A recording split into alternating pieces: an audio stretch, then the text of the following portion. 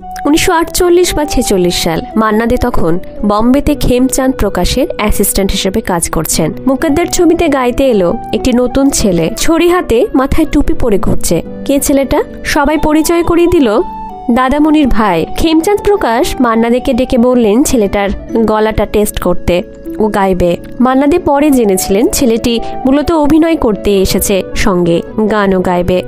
Cycle সাহেবের গান সে সময় খুব পছন্দ ছিল কিশোর কুমারের। মান্না দে প্রথম কিশোর কুমারের সঙ্গে ডুয়েট গেয়েছিলেন আমির গরিব ছবিতে। নিজের গায়কী দিয়ে নিজের মতো করে সে গান যখন মান্না দে গাইলেন তা শুনে লক্ষ্মীকান্তজি অভিভূত। এরপর কিশোর কুমার তার নিজস্ব স্টাইলে সেই ভগবান প্রদত্ত খোলা গলায় গান গেয়ে শোনালেন।